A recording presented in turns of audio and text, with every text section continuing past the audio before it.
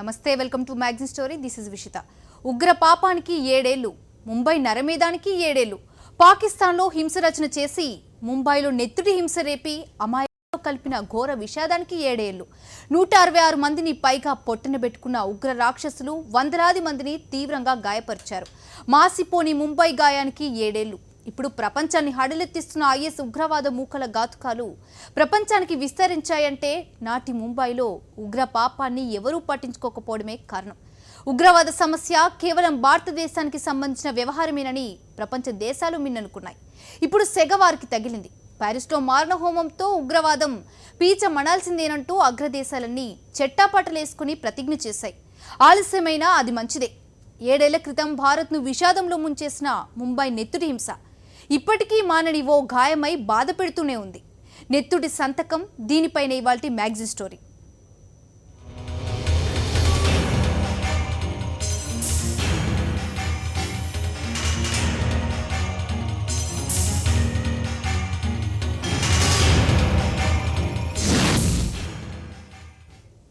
పాపరచన పాకిస్తాన్లో, హింస వచ్చిన భారత్లో.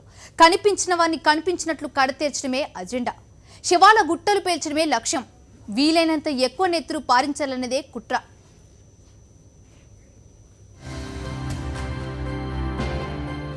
శీతాకాలం అమాయకంగా ఆడుకుంటున్న ఈ అరేబియా అలలు. 2008 నవంబర్ 26. రోజంతా అలసిపోయి అరేబియా తీరంలో సెదతీరేందుకు సిద్ధమవుతోంది ముంబై మహానగరం. బీచ్ ఒడ్డున ఎంజాయ్ చేస్తూ కొంతమంది, బిజీ సెంటర్లో షాపింగ్ చేస్తూ, తాజ్ హోటల్లో చాయ్ సిప్ చేస్తూ మరికొందరు. ఇలా ఎవరి పనుల్లో వారున్నారు.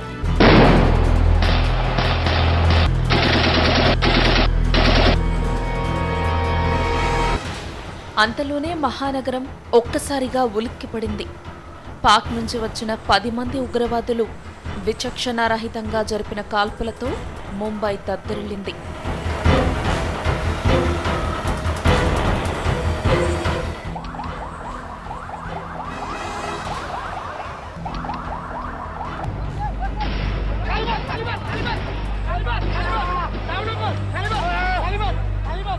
ఈ దెబ్బకు దేశ ఆర్థిక రాజధాని చిగురుటాకులా వణికిపోయింది.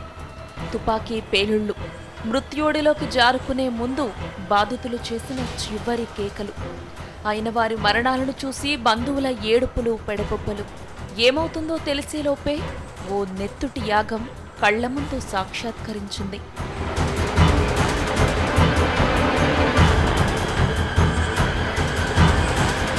సరిగ్గా నవంబర్ 26వ తేదీ సాయంత్రం 8 గంటలకు ప్రారంభమైన ఈ మారణహోమం 29వ తేదీ ఉదయం 8 గంటల దాకా సాగింది. అంటే 2.5 రోజుల పాటు ధ్వంసరచన సాగుతూనే ఉంది.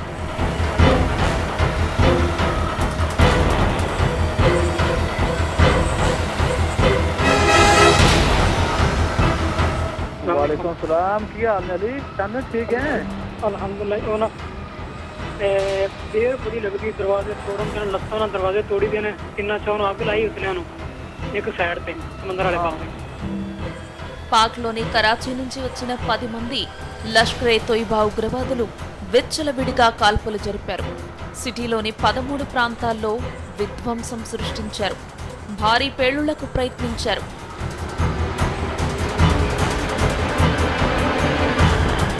కొలాబా తీరంలో అడుగుపెట్టిన ఈ ఉగ్రవాదులు 2 గ్రూపులుగా విడిపోయారు. టార్గెట్ అనేదే లేకుండా ఇష్టం వచ్చినట్టు కాల్పులు మొదలుపెట్టారు. స్థానిక జాలర్లు ఈ విషయాన్ని పోలీసులకు చెప్పినా రోజు జరిగే గ్యాంగ్ వారేమోనని పోలీసులు యథాలాపంగా పట్టించుకోలేదు. దేశంలోనే అత్యంత రద్దీ రైల్వే స్టేషన్లలో ఒకటైన ఛత్రపతి శివాజీ టెర్మినస్లో కసబ్ సహా 2 ఉగ్రవాదులు ప్రవేశించారు. రాత్రి 9:30కు AK-47 రైఫిల్స్తో బుల్లెట్ల వర్షం కురిపించారు.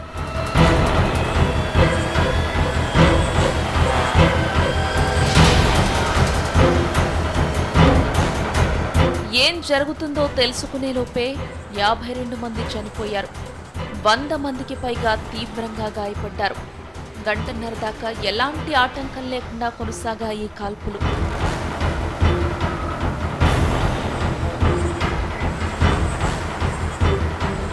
ప్రయాణికులతో కిటకిటలాడుతూ కళకళ్లాడుతూ ఉండే ఛత్రపతి శివాజీ టెర్మినస్ నిమిషాల్లోనే నెత్తుటి గడ్డగా మారిపోయింది.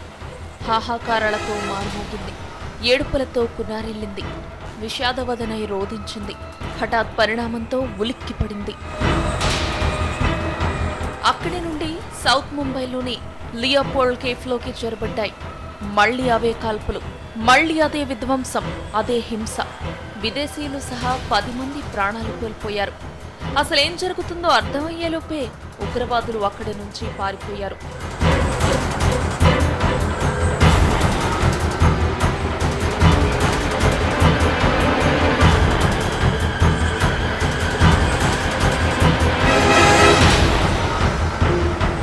ఆధారాలు నాశనం చేసేందుకు తాము ప్రయాణించిన టాక్సీలను సైతం ఉగ్రవాదులు పేల్చేశారు.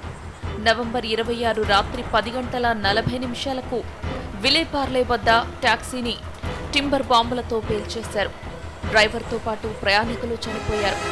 వాది బందర్ వద్ద మరో టాక్సీ పేలింది. ఇందులో డ్రైవర్ సహా 3 ప్రాణాలు గాల్లో కలిసిపోయాయి. ఎంత పక్కా ప్రణాళికతో దాడులు చేశారో చెప్పడానికి ఈ దుర్ఘటనే నిదర్శనం. అనంతరం విలాసవంతమైన విదేశీయులు ఎక్కువగా బస చేసే తాజ్, ఓబరాయ్, ట్రైడన్ హోటల్స్లోకి ఉగ్రవాదులు చొరబడ్డారు. వందల మంది కస్టమర్స్ను బందీలుగా చేశారు. కదిలితే కాల్చిపారేస్తామంటూ బెదిరించారు. కొంతమంది కిటికీల గుండా దూకేస్తే మరికొందరు బిక్కుబిక్కుమంటూ తూటాల ఎదుటే గడిపారు. సరిగ్గా అదే సమయంలో హోటల్లో పలువురు విదేశీ ప్రముఖులు, యూరోపియన్ పార్లమెంట్ సభ్యులు కూడా ఉన్నారు. యూరప్, అమెరికా, ఇజ్రాయెల్లకు చెందినవారమని చెప్తే పీకలు కోసేస్తారని, వేరే దేశాల నుంచి వచ్చామని అబద్ధం చెప్పుకున్నారు విదేశీయులు.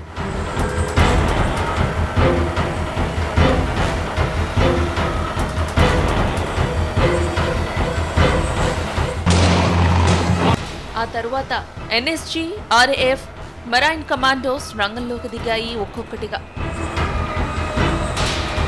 ప్రాణాలకు తెగించి భద్రతా దళాలు చేసిన ఆపరేషన్లో కొద్దిమంది మినహా అంతా సురక్షితంగా బయటపడ్డారు.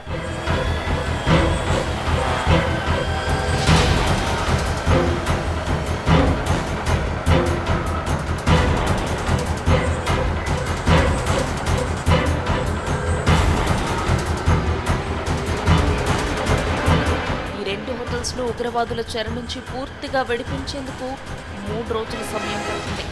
ఆ తెల్లవారుజాము అంటే 29వ తేదీ ఉదయానికి గెస్టులంతా సురక్షితంగా బయటపడ్డారు. ఓబరాయ్ హోటల్ నుంచి 250 మంది, తాజ్ నుంచి 300 మంది ప్రాణాలు కాపాడుకోగలిగారు.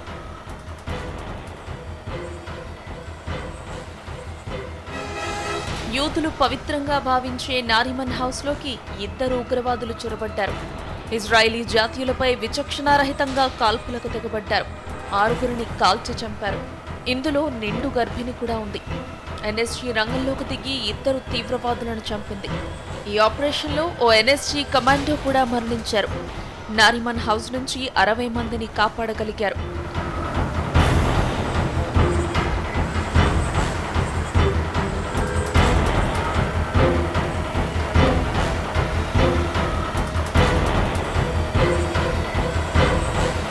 కామా ఆసుపత్రి, metro cinema, times of India office వెనుక, మజాగావ్, ముంబై సీపోర్ట్ వద్ద కూడా ఉగ్రవాదులు ఇష్టం వచ్చినట్టు కాల్పులు జరిపారు.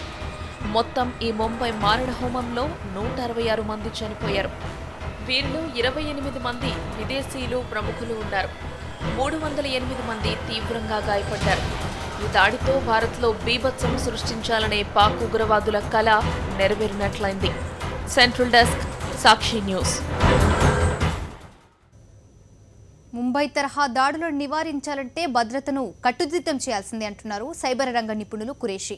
నిఘా విభాగం వైఫల్యం వల్లనే ముంబైలో భారీ మూల్యం చెల్లించుకోవాల్సి వచ్చిందని ఆయన ఆరోపిస్తున్నారు. సో మనం చేయాల్సింది ఏంటంటే we cannot take a chance at any cost that we will not have any further intelligence failure. The Taj attack was a pure intelligence failure, one. Second, there was no maritime security. Third, there was no navy which was monitoring the borders of the waters, backwaters. So what I feel, Andy, it needs to be a very vigilant initiative right now by the government of India. All the state governments కూడా మనము ప్రస్తుతానికి చర్యలు తీసుకోవాల్సింది ఉంటుంది ఇప్పుడు. ఎందుకంటే India is the next target. ఈ Europe attack, Paris attack తర్వాత everybody is focusing on India because India, I think obviously because of lot of states, several governments, several different languages, మనకు బార్డర్స్ ఉన్నాయి పాకిస్తాన్, బంగ్లాదేశ్ ద్వారా, శ్రీలంక నుంచి, నేపాల్ నుంచి. సో మనకి కావాల్సిన security ఇంకా ఎక్కువ ఉంటుందండి. ప్యారిస్ అటాక్ కానీ ఉండని, లేకుంటే టర్కీ అటాక్ ఉండని, రష్యా అటాక్ ఏదైనా ఉండని, India requires a very high security. We have to be literally 24/7, 365 days. Every second we have to be literally vigilant అండి.